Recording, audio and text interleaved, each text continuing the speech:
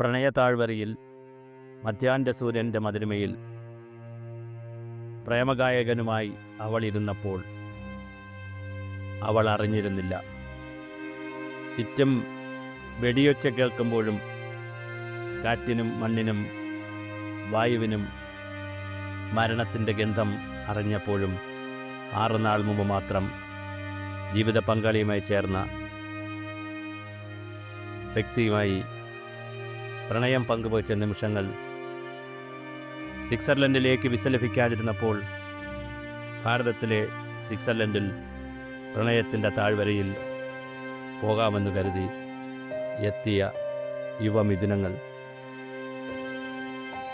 നിമിഷങ്ങൾക്കുള്ളിൽ ബൈസൺ വാലിയിലെ താഴ്വരയിൽ വെച്ച് തൻ്റെ പ്രിയതമൻ്റെ ചേതനയേറ്റ ശരീരത്തിന് കാവലിരിക്കേണ്ടി വരുമെന്ന് ഒരിക്കലും അവൾ ധരിച്ചിട്ടുണ്ടാവില്ല.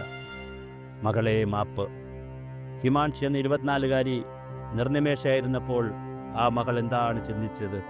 ലോകത്തോട് നോക്കി കരഞ്ഞു കലങ്ങിയ കണ്ണുകളുമായുള്ള ആ മൗനത്തിന് 1000 വാക്കുകളുടെ ശക്തിയുണ്ട്. കയ്യിലണിഞ്ഞ മൈലാഞ്ചി മാഞ്ഞു പോകുന്നതിന് മുമ്പ് തൻ്റെ എല്ലാമായ വിനയ് നർവാളിനെ എന്തിന് മരണമേ നീ കൊണ്ടുപോയി?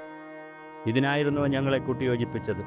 അവളുടെ കൈകളിലെ ചുവന്ന വളയുടെ കിലുക്കം നിലച്ചു. തവിട്ട് നിറത്തിലുള്ള ജാക്കറ്റിൽ സൂര്യകിരണങ്ങൾ മരണത്തിൻ്റെ മണവുമായെത്തി. മരണമേ നീ എന്തിന് മതം തിരക്കി? ജാതി ചോദിച്ചു. മരണത്തിനും മതമോ? ഞങ്ങളെ എന്തിനിവിടെ കൊണ്ടുവന്നു? എന്നെ കൂടി കൊണ്ടുപോകാമായിരുന്നില്ലേ? തുടങ്ങി എത്ര ചിന്തകളിലൂടെയായിരിക്കും ഭാരതപുത്രി കടന്നു പോകുന്നുണ്ടാവുക. ഹിമാൻഷിയുടെ മനസ്സ് ഏതെല്ലാം ലോകത്തിലേക്ക് സഞ്ചരിച്ചിട്ടുണ്ടാകുമെന്ന് നാം തിരിച്ചറിയണം. ഭാരതം ആ ഭാരതപുത്രിയോട് ക്ഷമ ചോദിക്കേണ്ട കാലമാണ് മുന്നിലുള്ളത്. എന്തിനീ നമുക്ക് ഈ സന്നാഹങ്ങൾ? ലോകത്തോട് അവൾ പറയാതെ പറഞ്ഞു, ലോകമേ നീ എത്ര ക്രൂരമാണ്, മതമേ നീ എത്ര ഭീകരത വളർത്തി പാലൂട്ടി ഉയർത്തിവിടുന്നുണ്ട്. പ്രണയചുംബനത്തിൻ്റെ ചൂടാറും മുമ്പേ വിധവയായ മകളെ, നിന്റെ പ്രിയതമനെ നീ യാത്രയാക്കിയതും ജയ്ഹിന്ദ് ചൊല്ലിയാണല്ലോ. പ്രിയമകളെ, നീ ഒറ്റയ്ക്കല്ല എന്ന് പറയാൻ നമുക്ക് കഴിയുമോ? ഭീകരതയുടെ വേരറക്കുവാൻ എന്നാണ് നമുക്ക് കഴിയുക?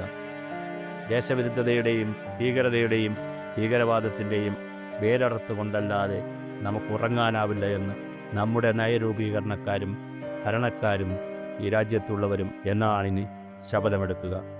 ആ മകൾ ഒറ്റയ്ക്കല്ലേ എന്ന് പറയുവാൻ നമുക്ക് കഴിയുമോ? കാലമെല്ലാം കാത്തുവച്ചിട്ടുണ്ട്. പ്രണയമേ, നന്ദി.